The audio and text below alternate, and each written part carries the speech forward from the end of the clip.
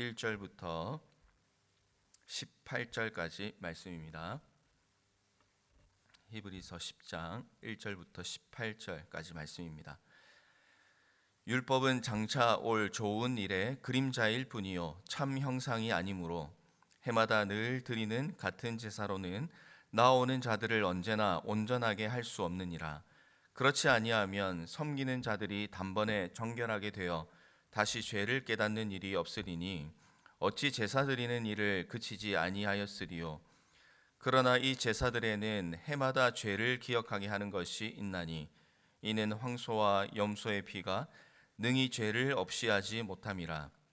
그러므로 주께서 세상에 임하실 때에 이르시되 하나님이 제사와 예물을 원하지 아니하시고 오직 나를 위하여 한 몸을 예비하셨도다.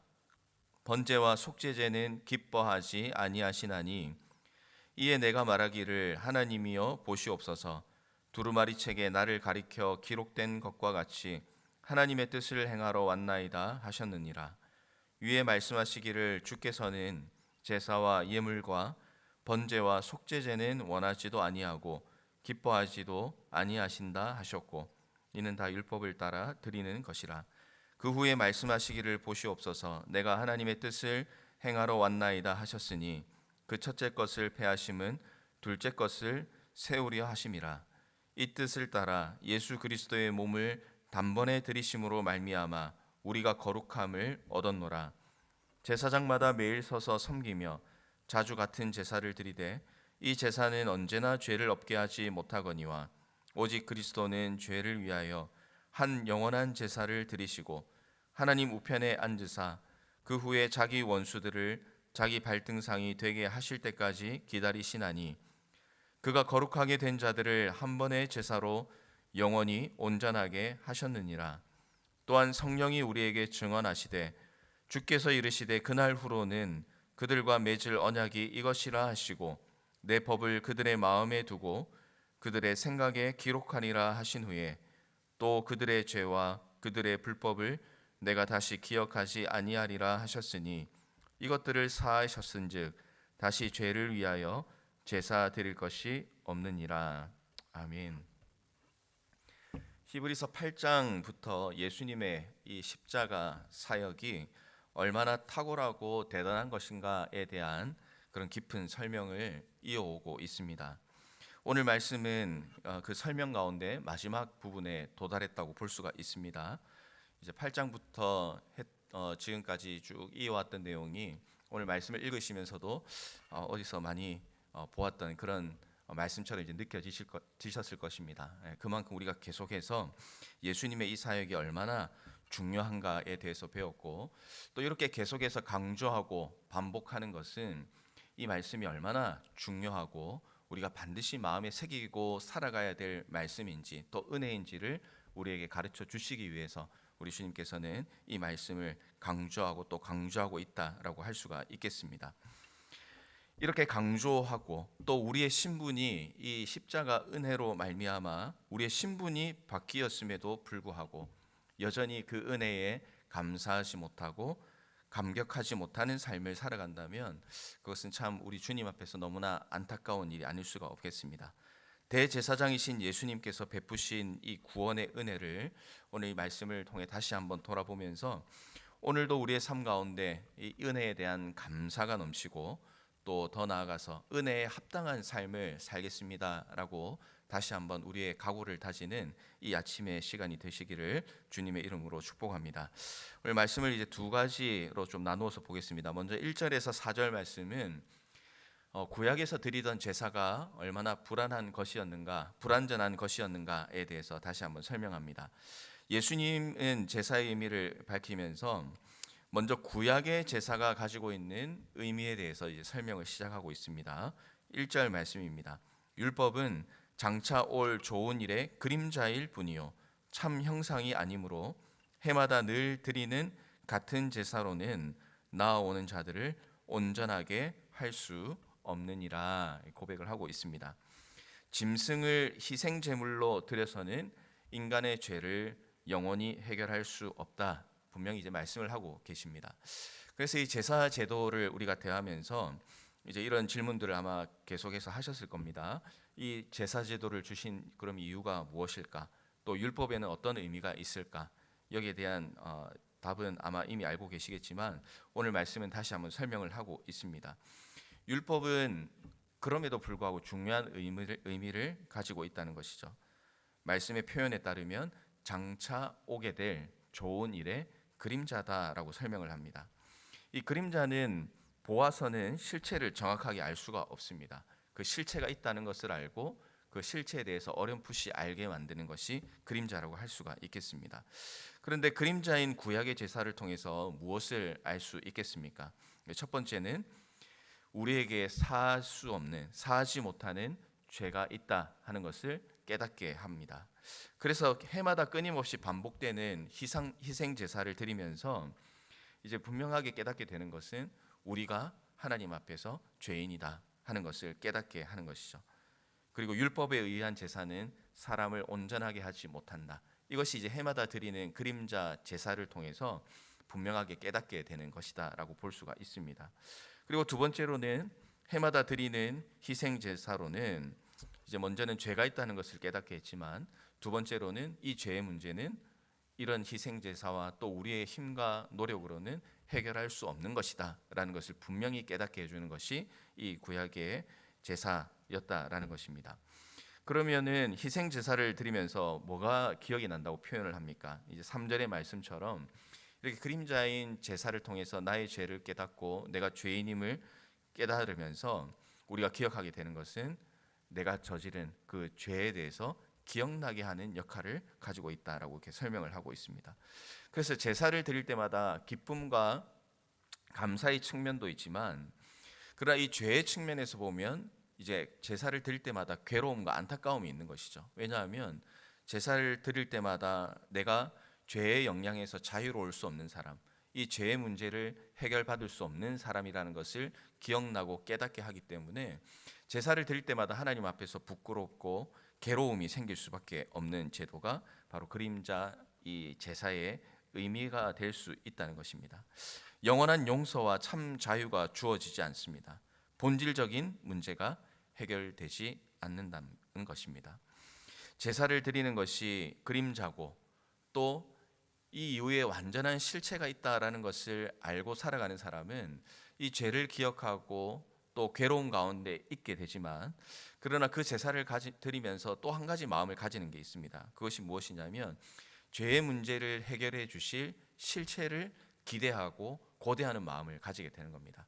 지금은 이런 괴로움으로 죄의 문제를 해결하지 못하지만 주님이 말씀하시기를 그가 오시면 이 죄의 문제를 완전히 해결해 주신다고 약속하셨다라는 주님의 약속을 붙들고 소망을 가지고 살아가게 되는 것입니다. 해마다 희생 제사를 드리면서 율법에 갇힌 자들을 풀어주시고 또 죄에서 자유롭게 하실 예수님을 기다리는 것, 이것이 참 신앙인의 삶, 그리스도인의 삶이다 하는 것을 제사를 통해서 우리가 발견을 하게 되는 것입니다. 히브리서 저자가 이 문제를 강조하는 이유가 무엇이겠습니까? 예수 그리스도로 말미암아서 히브리서의 독자들은 죄의 문제를 해결받고 온전하게 되었습니다. 그럼에도 불구하고 이 유대 율법으로 돌아가려고 하는 이들이 있었기 때문에 그렇습니다. 그래서 이들에게 예수 그리스도의 그 십자가 은혜를 설명하고 또 그들이 돌아가기를 원하는 그 율법을 향하여 가는 것이 잘못인 것을 가르쳐 줍니다. 그래서 그들을 향해서 너희들은 그림자를 찾아 살아가는 사람이 아니라 실체를 경험하고 실체를 찾은 사람이니까 그 실체를 찾은 사람답게 이제 살아야 된다. 그림자를 쫓아 살아가는 사람이 아니다라는 것을 이야기하고 있습니다. 예수님을 만났는데 다시 율법으로 돌아간다는 것은 하나님과 새롭게 맺은 그 관계가 깨어지거나 아니면 예수님을 만나지 못하고 그림자를 쫓아 살아간 존재라는 것을 스스로 증명하는 것이기 때문에 그렇습니다. 그림자는 실체를 향하여 있습니다. 불완전한 율법은 완전한 예수 그리스도를 향하여 있습니다. 그런데 그리스도인 가운데 오늘 이 말씀을 보면서 이 히브리서의 말씀을 받았던 독자뿐만 아니라 오늘을 살아가는 우리 그리스도인 가운데도 이 죄의 문제로 인해서 혹은 신앙의 문제로 인해서 우리에게 완전한 은혜를 주신 예수님을 으로 인해 만족하지 못하고 옛 그림자의 모습을 쫓아 살아가려고 하는 그런 모습이 오늘 우리 가운데도 여전히 남아있기 때문에 이 히브리서의 말씀이 우리에게 주는 도전이 있는 것입니다. 새 사람이 되었는데도 옛 사람의 모습으로 돌아가려는 그런 모습이 있습니다. 그러나 그것은 거짓된 삶임을 분명히 기억해야 됩니다. 주님은 형식적인 예배와 제사를 원하시지 않습니다. 또 예수님보다 더 좋고 예수님보다 더 완전한 것이 있다고 우리에게 말씀하시지 않습니다. 실체이신 예수님을 바라보고 예수님을 깊이 생각하며 살아가는 것, 그것이 바로 실체이신 예수님을 만난 그리스도인의 삶이라는 것을 오늘 이 말씀을 통해서 다시 한번 분명히 기억하고 마음에 새기시기를 바랍니다. 그래서 우리의 삶을 돌아볼 때에 혹시 우리 가운데에 이 완전한 제사로 또 제물로 또 우리에게 이런 십자가 은혜를 주신 예수님 외에 더 높은 가치와 더 높은 우선순위를 두고 살아가는 것이 여전히 우리에게 남아있진 않는지 이제 돌아봐야 되겠습니다. 예수님을 만나고 또 예수님 만나면서 끊었던 이 삶의 문제들이 어느샌가 다시 내 삶을 지배하고 거기에 관심을 두고 살아가는 그런 그림자를 쫓는 모습이 있진 않는가, 우리는 돌아봐야 하는 것입니다. 우리는 예수님으로 인해서 이제 새로운 피조물이 되었다라는 사실을 기억하시고 예수님으로만 온전한 삶이 이루어진다는 것을 믿고 율법의 완성자이신 예수님과 함께하는 것이 우리의 하루의 삶 가운데 가장 큰 기쁨과 행복의 삶이 되는 그런 은혜와 축복이 오늘 이 자리에 계신 모든 성도님들의 삶 가운데 충만히 넘치기를 주님의 이름으로 축복합니다. 이어서 5절부터 18절 말씀은 이제 영원한 그리스도의 제사에 대해서 이제 말씀을 하고 있습니다. 5절부터는 실체이신 예수님의 제사에 대해서 설명을 합니다. 하나님은 제사와 예물을 원하시지 않으시고 한 몸을 예비하십니다. 이 한 몸은 예수 그리스도입니다. 하나님은 번제와 속죄제를 원하지도 않고 기뻐하시지도 않습니다. 이 9절 말씀입니다. 그 후에 말씀하시기를 보시옵소서 내가 하나님의 뜻을 행하러 왔나이다 하셨으니 그 첫째 것을 폐하심은 둘째 것을 세우려 하심이라. 여기서 첫째 것과 둘째 것은 너무나 명확합니다. 첫째 것은 율법에 의한 옛 언약이라고 할 수 있겠고 둘째 것은 예수님을 통한 새 언약이라고 말씀합니다. 예수님께서는 하나님의 뜻을 행하기 위해서 오셨습니다. 율법을 폐하고 예수님을 통한 새 언약을 세우기 위해서였습니다. 10절 말씀입니다. 이 뜻을 따라서 예수 그리스도의 몸을 단번에 들이심으로 말미암아 우리가 거룩함을 얻었노라. 하나님의 뜻은 예수 그리스도의 몸을 단번에 들이심으로 성취가 되었습니다. 그리고 다시 율법과 비교를 하고 있습니다.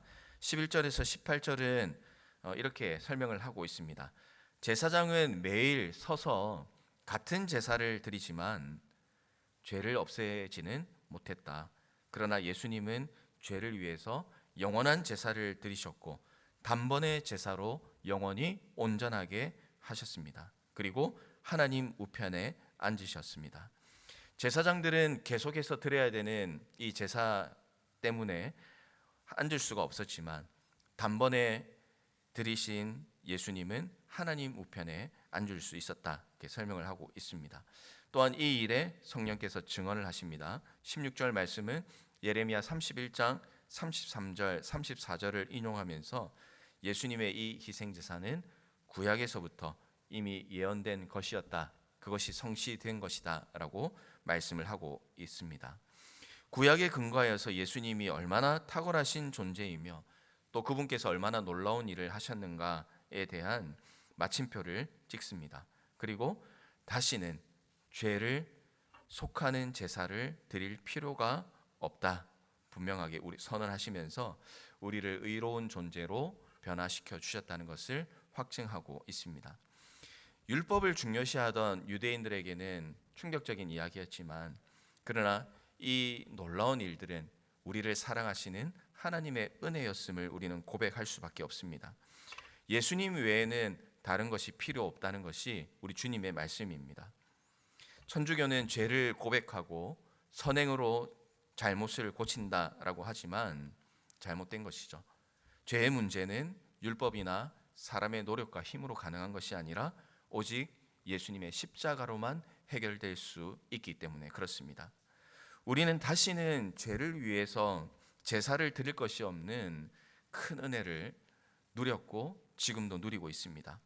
하나님께 나아가게 하는 그런 놀라운 은혜를 우리에게 부어주셔서 주님 앞에 예배 드릴 때마다 우리는 기쁨과 감사함으로 나아갈 수 있는 존재가 되었습니다. 우리는 이런 놀라운 예수님의 십자가 은혜를 누리면서 정말로 그 은혜에 감사하는 삶을 살고 있는지 돌아보아야 되겠습니다.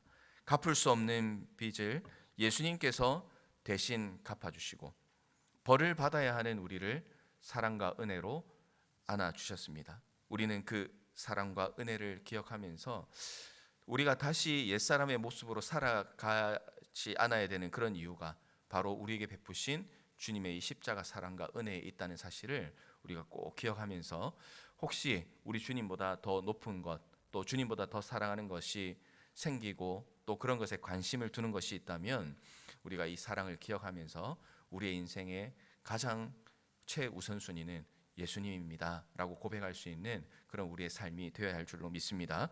이 은혜를 기억하면 감사와 감격의 삶을 살아갈 수가 있습니다. 혹시 우리의 삶 가운데 감사와 감격이 없다, 예수님을 향한 간절한 마음이 없다면 우리 가운데 이 십자가 은혜를 묵상하고 또 이 십자가 은혜를 마음에 새기고 있는지 돌아보아야 될 것입니다. 우리 주님과 동행하는 그런 삶, 또 이 십자가 은혜로 말미암아 주님이 주시는 그 기쁨과 소망의 삶, 이런 삶이 오늘 하루를 살아가는 우리의 삶 가운데 가득히 넘쳐서 다른 것으로 기뻐하는 삶이 아니라 이 은혜 베풀어 주신 예수님으로 인하여 기쁨과 감사의 삶을 살아가시는 오늘 이 자리에 함께 하시는 모든 성도님들 되시기를 주님의 이름으로 축원합니다. 우리 말씀을